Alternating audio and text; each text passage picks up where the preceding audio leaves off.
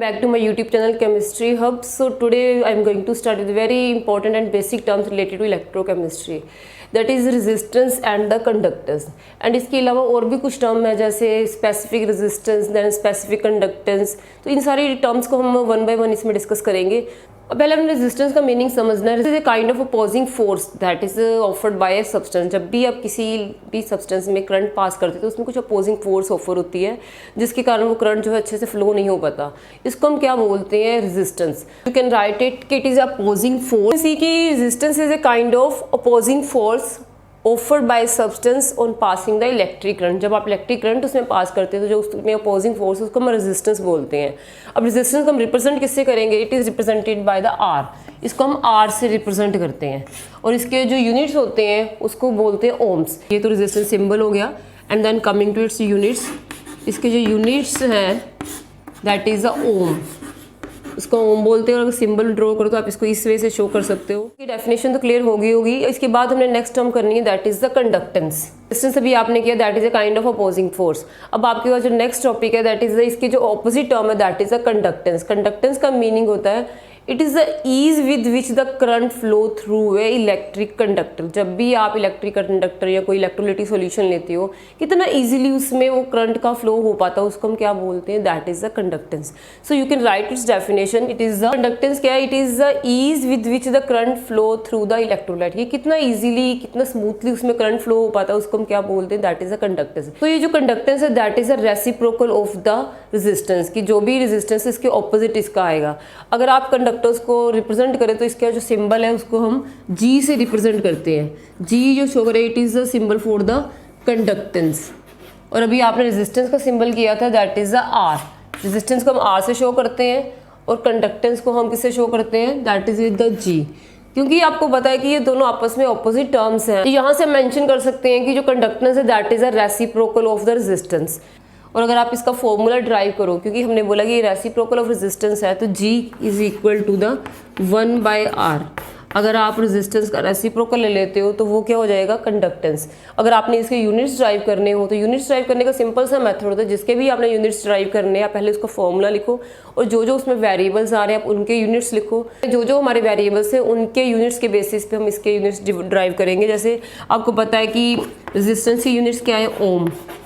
ठीक है. जब आप इसको कैलकुलेट करोगे तो क्योंकि ओम यहाँ पे डिनोमिनेटर में है तो जब इसको आप फाइनली जी के लिए निकालोगे it will become ohm inverse.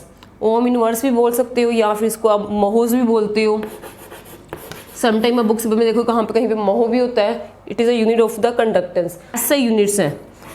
SI units of conductance. Conductance के SI यूनिट है उसको हम सीमेन भी बोलते हैं. दो टर्म्स की हैं रेजिस्टेंस एंड द कंडक्टेंस. तो कंडक्टेंस आपको पता लग गया it is a reciprocal of the resistance. इसका आपने फॉर्मूला लिखा 1/R और इसके बेसिस पे हमने यूनिट्स इसके ड्राइव कर ली ओम इनवर्स और मोहोस या फिर इसके जो SI यूनिट्स हैं that is a siemens. Normally जब भी हम न्यूमेरिकल्स करते हैं उसमें SI यूनिट्स मेंशन करते हैं but you must know all the unit. आपको रेजिस्टेंस एंड कंडक्टेंस की डेफिनेशंस और इनके यूनिट्स की क्लैरिटी होगी. और रेजिस्टेंस के जो SI यूनिट्स हैं दैट इज़ अ ओम. इसके SI यूनिट्स ओम ही हैं और आप देखोगे तो इसके जो SI यूनिट है कंडक्टेंस के दैट इज़ अ सीमेन. अब कंडक्टेंस एंड रेजिस्टेंस को डिस्कस करने के बाद जो नेक्स्ट टॉपिक है that is the conductivity and resistive. Coming to our next topic that is the resistivity and conductivity. जैसे हमने पहले डिस्कस किया था कि रेजिस्टेंस एंड कंडक्टेंस दोनों आपस में ऑपोजिट टर्म है. इन द सेम वे जब आप रेजिस्टिविटी और कंडक्टिविटी की बात करते हो ये भी आपस में ऑपोजिट टर्म है इसीलिए हम इन दोनों को पैरेलली करेंगे. रेजिस्टिविटी को जैसे रेजिस्टिविटी या इसको आप स्पेसिफिक रेजिस्टेंस भी बोल देते हो तो इनकी भी जो डेरिवेशन करनी है इनके जो भी हमने फॉर्मूले ड्राइव करने वो भी हम कहाँ से निकालेंगे? रेजिस्टेंस से ही रिलेटेड होंगे क्योंकि हमारे पास ये वर्ड आ रहा है specific resistance because it is related to the resistance itself. Resistance से ही ये रिलेटेड है. तो अगर आप किसी भी कंडक्टर की रेजिस्टेंस की बात करो तो रेजिस्टेंस सारे कंडक्टर्स की सेम नहीं होती.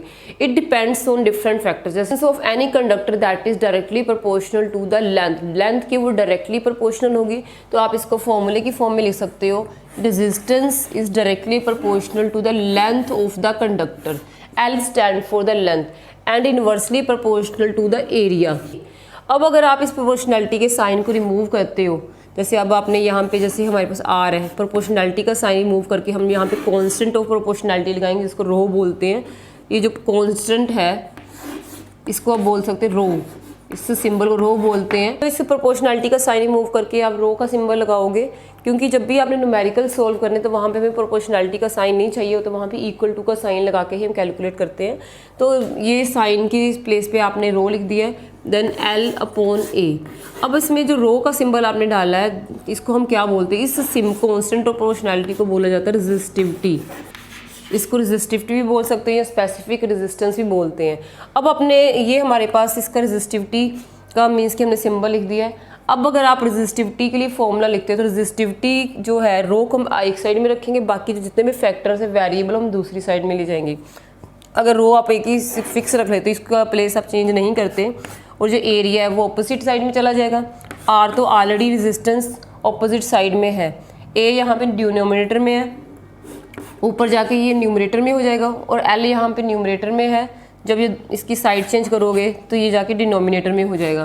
तो हमारे पास क्या आ जाएगा, resistivity rho it is equal to R multiplied by A by L. तो ये हमारे पास एक रेजिस्टिविटी के लिए फॉर्मूला निकल के आता है। यहाँ पे जो रो है this is called the resistivity. Resistivity का यूनिट्स टाइप करने के लिए हम जो भी इसमें वेरिएबल्स उनके यूनिट्स लिखोगे, जैसे आर जो है, आर के यूनिट्स क्या होंगे, ओम। अभी हमने किया है कि रेजिस्टेंस को आप ओम में मेजर करते हो। जो एरिया है, एरिया आपको पता है क्या होता है, एरिया किसी भी कंडक्टर का लेंथ इनटू ब्रेड्थ, ठीक है। इस वजह से इसमें जो लेंथ के या ब्रेड्थ के यूनिट्स होते हैं वो हम अगर सीजीएस सिस्टम में लें तो वो सेंटीमीटर्स होते हैं, अगर आप एसआई सिस्टम में लो तो वो मीटर्स होते हैं। अगर आप पहले सीजीएस सिस्टम में लिखते हैं सेंटीमीटर इंटू सेंटीमीटर, 2 बार सेंटीमीटर आएगा, सेंटीमीटर स्क्वायर होता है, one for the length other for the breadth. अगर लेंथ देखो तो लेंथ के यूनिट्स भी आप सेंटीमीटर्स ले रहे हो। जब आप इनको कैलकुलेट करोगे तो सेंटीमीटर सेंटीमीटर आपस में कटिंग हो जाएगी, और फाइनली आपके जो रेजिस्टिविटी के यूनिट्स क्या आएंगे, it is a ohm centimeter. ये यूनिट्स हो गए रेजिस्टिविटी के, अगर आप इसको सीजीएस सिस्टम में लिखते हो। अदरवाइज अगर आप इसको SI system, SI units S रहेंगे, उसमें ये जो आपके देखो रेजिस्टेंस के यूनिट्स ओम ही रहेंगे, बट सेंटीमीटर के प्लेस पे आपने क्या लिखा है, meters. In the same way आपने यहाँ पे आ जाएंगे ओम मीटर, क्योंकि जब आपने एसआई सिस्टम में इनके यूनिट्स लेने हैं तो आपको पता है ohm into meter square divide by meter, तो 1 मीटर कैंसिल हो जाएगा और बाकी आपके क्या पास क्या रह जाएगा, ओम मीटर। तो ohm metre it is a unit, SI unit of resistivity. इस वजह से आपको यहाँ पे स्पेसिफिक रेजिस्टेंस के यूनिट्स क्लियर हो जाते हैं। सो आई होप आपको इसके यूनिट्स का क्लियर हो गया। Next topic that is specific conductance. जैसे हमने पहले भी डिस्कस किया था कि रेजिस्टेंस एंड कंडक्टेंस आपस में ऑपोजिट टर्म है, इन द सेम वे यहाँ पे कंडक्टिविटी एंड रेजिस्टिविटी भी आपस में रेसिप्रोकल टर्म्स है, आपस में ऑपोजिट टर्म है। तो अगर आप इसकी डिफाइन करो कंडक्टिविटी को, the definition of specific resistivity it is reciprocal of the resistivity. Resistivity की जो रेसिप्रोकल उसको आप क्या बोलोगे, कंडक्टिविटी। और इसको हम ये जो कप इस सिंपल से शो करते हैं, के की तरह ये सिंबल ड्रॉ करते हैं, इसमें नीचे से आपने थोड़ा सा इसको यहाँ पे कर्ल कर देना है। सिंबल को हम बोलते हैं, ये जो सिंबल है this is the kappa, kappa भी बोल सकते हैं, कई इसको कप्पा भी बोलते हैं। तो दिस इज मीन्स की कंडक्टिविटी, इसको हम कंडक्टिविटी बोलते हैं। बोला कि जो कंडक्टिविटी है this is reciprocal of the resistivity. तो रेजिस्टिविटी हमारे पास क्या है, रेजिस्टिविटी भी आपने देखा दैट इज अ रो, तो रो के रेसिप्रोकल को हम क्या बोलते हैं, conductivity, that is a kappa. अब आपने अगर इसके लिए फॉर्मूला ड्राइव करना है तो हमें ये जो कप मीन्स की रेजिस्टिविटी का जो फॉर्मूला भी आपने ड्राइव किया था, you know this is R into A by L. Okay, तो ये फॉर्मूला आप यहाँ पे लिख सकते हो। इसका अगर आपने डेरिवेशन करनी है तो हमें पता है कि जो कप्पा कंडक्टिविटी है that is a reciprocal of the resistivity. तो रेजिस्टिविटी का जो भी फॉर्मूला आपने लिखा है वो आप इससे यहाँ पे डिनोमिनेटर में लिखोगे, that is R into A by L. ये इसका फॉर्मूला आपने जैसे यहाँ पे रेजिस्टिविटी का हमने फॉर्मूला लिखा था, पूरे का पूरा फैक्टर आप यहाँ लिख दोगे।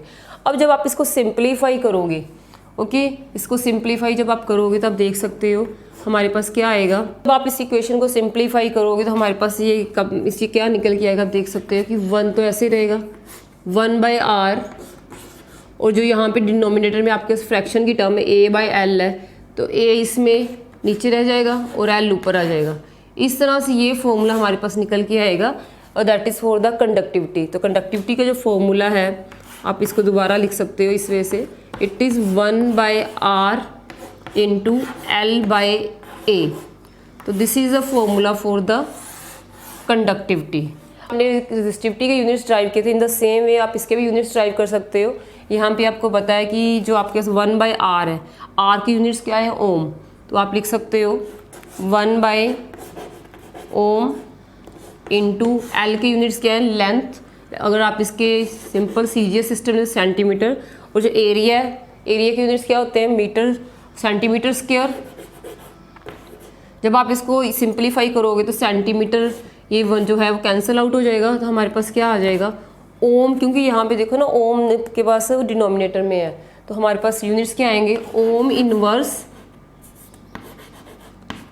इनवर्स और सेंटीमीटर जो इनवर्स में है डिनोमिनेटर में उसको भी आप ऊपर लेके आओगे तो क्या हो गया centimetre inverse.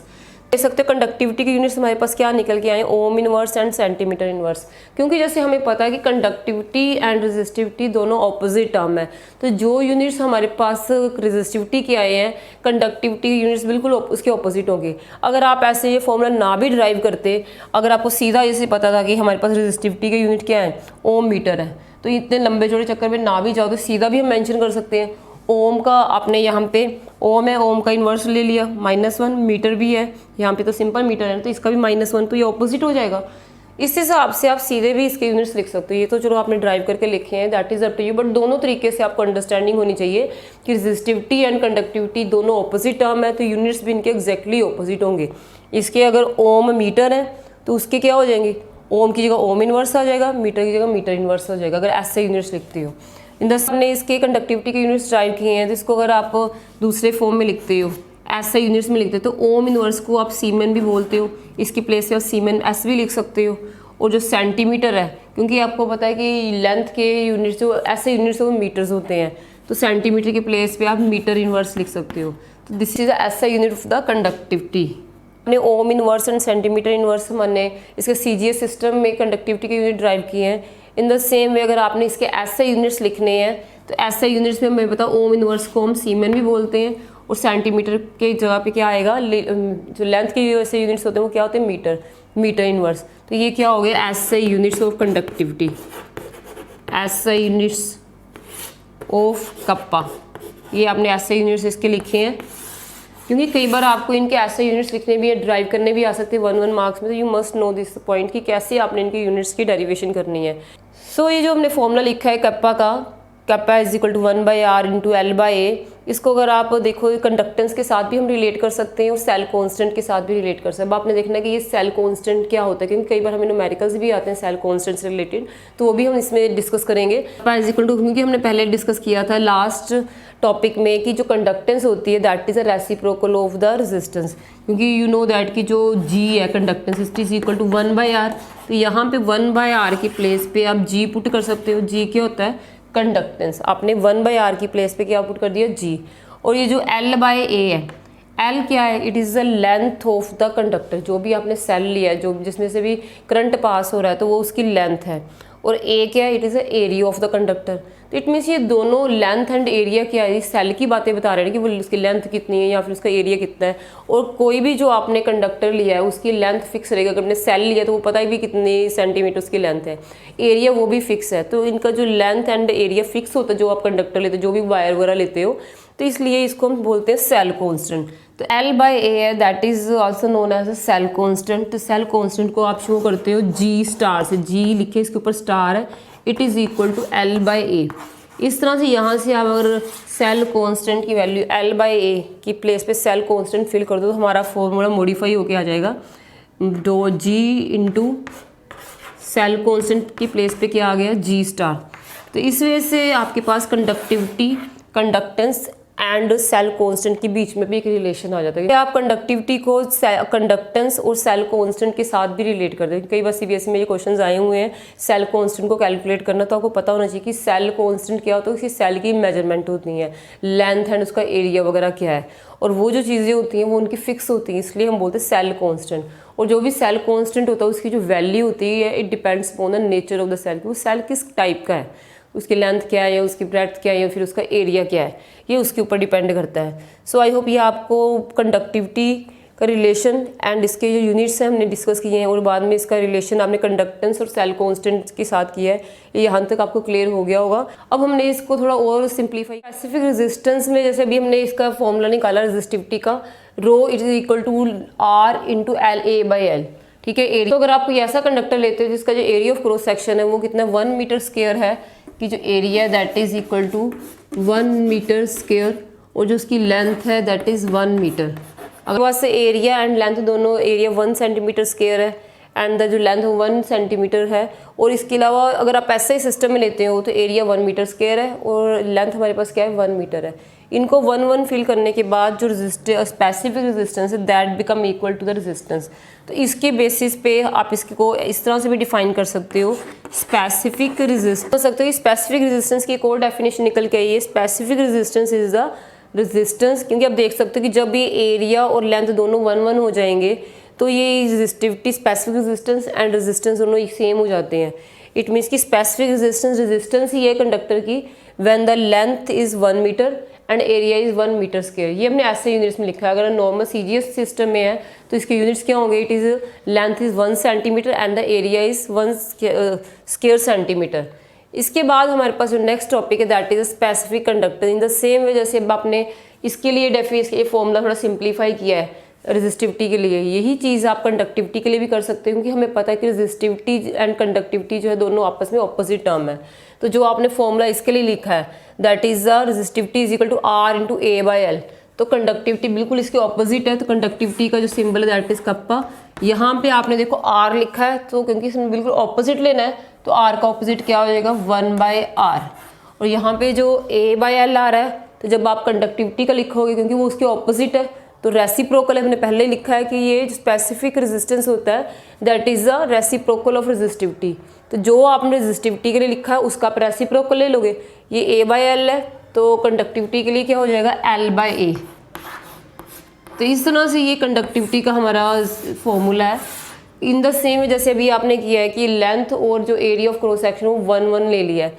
So in case अगर आपने ऐसा कंडक्टर लिया है जिसमें आपने जो इसका लेंथ है, लेंथ कितनी है 1 मीटर है, 1 मीटर और आप 1 सेंटीमीटर भी बोल सकते हो अगर सीजीएस सिस्टम है। और जो एरिया है that can be 1 meter square और 1 स्क्वायर सेंटीमीटर। तो इस तरह से अगर आपके पास लेंथ एंड एरिया दोनों की वैल्यू 1 है, अगर यही वैल्यू आप इस कंडक्टिविटी के फॉर्मूले में फिल करते 1/r इंटू L/A, तो L की प्लेस पे क्या आ जाएगा 1 सेंटीमीटर, और जो A की प्लेस पे क्या आ जाएगा, ये भी 1 स्क्वायर सेंटीमीटर आ जाएगा। इस वजह से देखो दोनों 1 है, कैंसिल हो जाएंगे और आपके पास क्या आ जाएगा, जो कैप्पा है, जो कंडक्टिविटी है, it is equal to 1/r। 1/r क्या है, this is reciprocal of resistance, उसको आप क्या बोलते हैं कंडक्टेंस। और यहाँ आपको इसको इस सिंपल फॉर्म में भी लिख सकते हो, ये जो कैप्पा है इट इज़ इक्वल टू जी क्या था, जी इट इज़ द कंडक्टेंस। तो इसको हमने उसमें सिंपल वे में डिफाइन कर सकते हैं कि जो कंडक्टिविटी है स्पेसिफिक कंडक्टेंस है, क्योंकि आपको पता है कि जब ये हमारे पास लेंथ एंड एरिया दोनों 1 हो जाएंगे तो हमारे पास जो कंडक्टिविटी है that will become equal to the conductance. Conductivity फिर कंडक्टेंस के इक्वली आ जाती है। तो इसी बेसिस पे हमने इसको सिंप्लीफाई किया हुआ है कि specific conductance is the conductance of the conductor when its length is 1 metre और centimetre and the area is 1 square centimetre. तो इसी को आपने सिंपल वर्डिंग में लिख लेना है। सो इसे स्पेसिफिक कंडक्टेंस की भी इस बेसिस पे डेफिनेशन नोट कर सकते हो। It is the conductance of the conductor when its length is 1 meter and the area is 1 meter square. So this is all about the conductance, resistance and specific conductance and the specific resistance. So I hope आपको यहाँ तक clear हो गया होगा। अब next topic में हम इसमें मोलर कंडक्टिविटी, इक्वल कंडक्टिविटी के टॉपिक्स लेंगे। So you can take the screenshot of this.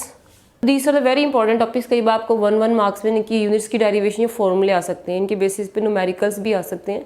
तो आफ्टर डूइंग दीज टॉपिक हम इनके न्यूमेरिकल्स भी करेंगे। So stay connected with all the lectures so that आपको इसकी क्लैरिटी हो जाए। Subscribe this channel and share this video. Thanks for watching.